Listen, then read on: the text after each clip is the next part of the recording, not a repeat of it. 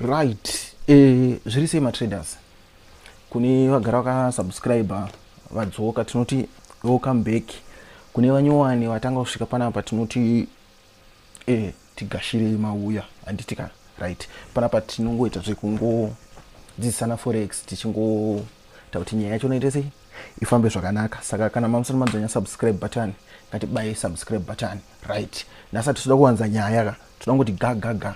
Video rinori kutaura about ma double top nima entries kuti tinomaona sei nima safe areas ekuisa ma stop loss anditi nima areas ekuti titore mari ma take profits anditika. Right. Video rinori ndere kuti tidzidzisane chete, aris financial advice anditika. Ngatigare taonesana ipapo. This is for educational purposes only. Saka disclaimer tite sei tigare taisa. Right. Kana makaona video ratakaita tichi explain about ma chart patterns anditika. I think ma double top makumanzwisisa anditi uyezve takati anowanika papi anditi ma double top anowanika trend parinenge rakuno reverse anditi. Saka tuti trend pari let's say trim up trend anditika tadodzika kuenda ku double kuningirikini ku down trend ndo panowanika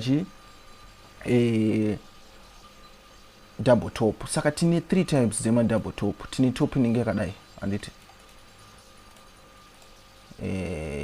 inenge yakanaka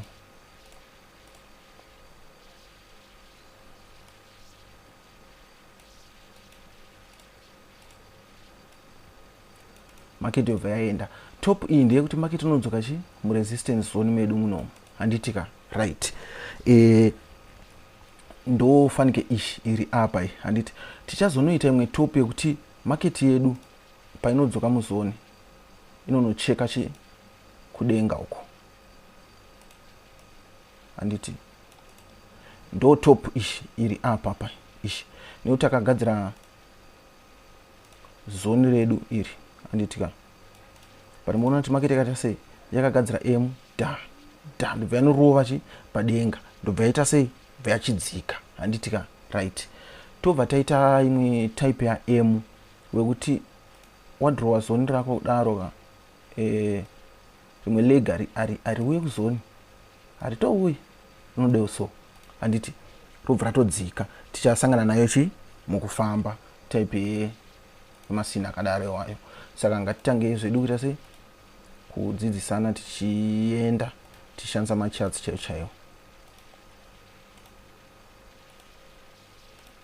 Right. Tini double top yedu yakaitika panapa handiti. Double top inongokuratidza kuti trend rakureverse handiti, which means tantine uptrend rinori handiti. Patakagadzira double top trend rakanga rita sei rakabva rareverse richidzika richisela handitika. Mawada tasa futi takagadzira aka ka continuation pattern. Continuation pattern takati take profit yacho inenge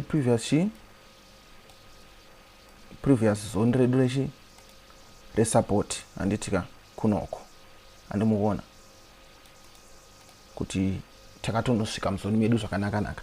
Then pa area panapa futi takagadzira imwe double top ishi handitika.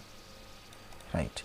Saka ma scenarios akadai sokuti tagadzira ka high kunoko tasogadzira imwe double top. Stop loss yedu tinoiisa pamusoro pe previous high. In this case tinoisa panapa handiti. Take profit yedu yekutanga inenge iri previous low panapa handiti. But manje kana m agadzirika mu time frame hombe ngatichibatisisei panapa. M kana agadzirika mu time frame hombe, which means kuti trend redu richatora nguva yakareba richita sei richifamba. Chiona izvo zvakaitika panapa. Right. Anomuona takagadzira m wedu kunoku trend ndobva raita sei ndobva ratofamba zvekutodaro handiti. Right. Toya futi pa area panapa handitika takagadzira m handiti tine m pattern yatikagadzira tati ma stop loss tinocheka ku left handitika. Previous high ndo yatinoisa. In this case high yedu ishi iri pa area apa of which muzoni muzoni me support and resistance. Ndofunga makutoonera kuti ma m edu usually anoitika mumaareas echi resistant handitika right. Tonoisa stop loss yedu padenga panapa handiti stop loss yedu inenge iri kunoku takuraidha previous low handiti yemarket ndochi take profit yedu pakesi pana previous low yedu yanga richi inoi handitika ndopamunoona kuti takasvika tagadzira chi double bottom. Kana wambona video redu re double bottom unoona takaitikira papi area of support market ndo pakasvika chigadzira chi mwe double bottom yedu, but mukatumu pane tumwe tuma bottom tunoita se tunogadzirwa handitika nditwe kutrapa chi vanhu right. Chiona manje kuti tikutrapwa sei panapa handiti isu tadzidzisana kuti pakagadzirwa double bottom market ichaita sei ichabaya handiti, but utumane tikugadzirwa kuti mutrade against trend handitika isu tikushandisa chi trend hombe time frame hombe anovari yechi ushu uchimidza tuma double bottom twese tumu atisi kuti trade isusu manje zvatiri kunoita manje tikunotrade trend tikunotsvaga ma double top ega kana tiri mu down trend handitika andi muri kumaona ma double top aya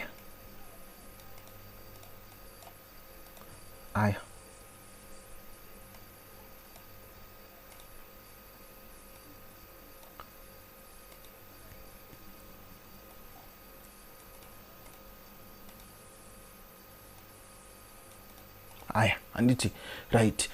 Ma stop loss edu tukuisa papi previous chi high, saka tikapinda panapa previous high edu iri papi apa pakatamba musika apa handitika right. Tiketi nyaso zooma kuti kuti munyaso bokola zvakanaka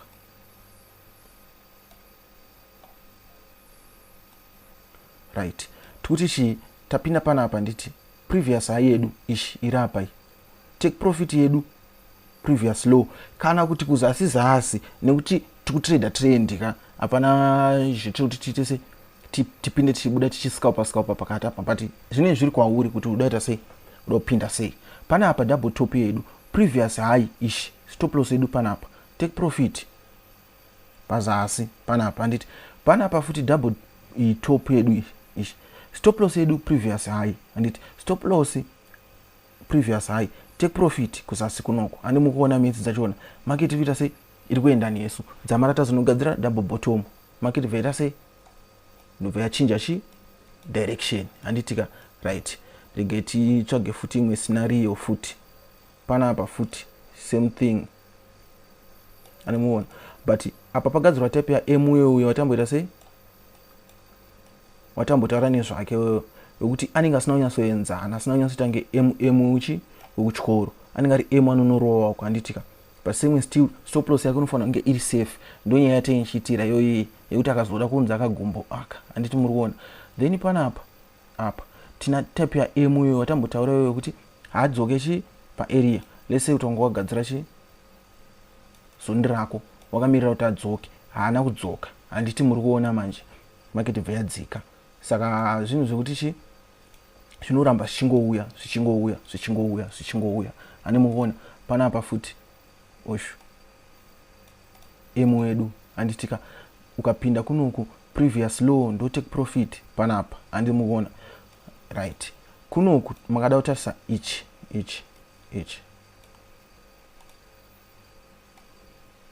chini ichi pamachati patterns takaita sei takataura nezvacho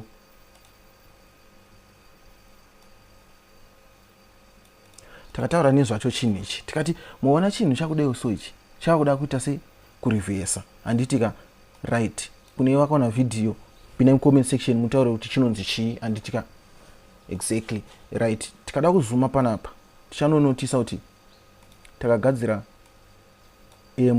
ushu da handiti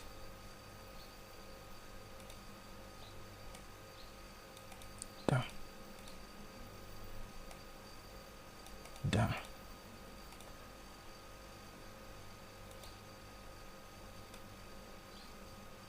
ushu mushu handiti zvanga zvangotiratidza kuti setup redu iri raibva handiti kana takupinda manje panapa manje takutrada zviri different zvatachitaura zvese zvokuti takapinda toti previous chi low ishi panapa takutrada mutemo ishi wesetup rinori kuti setup kana raibva rinori pa bottom paro ndo pane first take profit. Saka first take profit yako pa bottom pedu ndi panapa anditika right. Tichatiita video tichi explain kuti chino trade wa sei chini ichi mtemo wachina ndiye upi anditika.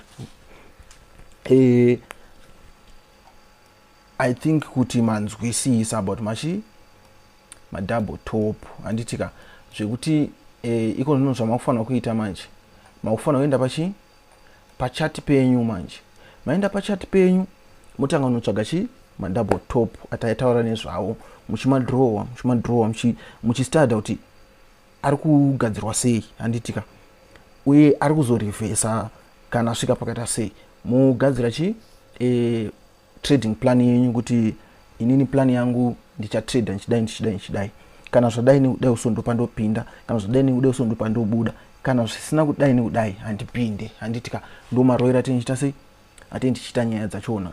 Saka kuneona video rinoriri ravabatsirawo mbichana ngatidzvanyiwe subscribe button toshare video rinora handitika kuna vasati vapinda muchannel WhatsApp link ririmo mudescription handiti kuna vasati vavhura maaccounts eforex link ririmo mudescription mukationawo pa TikTok tifollow iwo mukationawo pa Facebook tifollow iwo handitika right. Ngatisangane pa next video ratinge explain about kutrade ma patterns.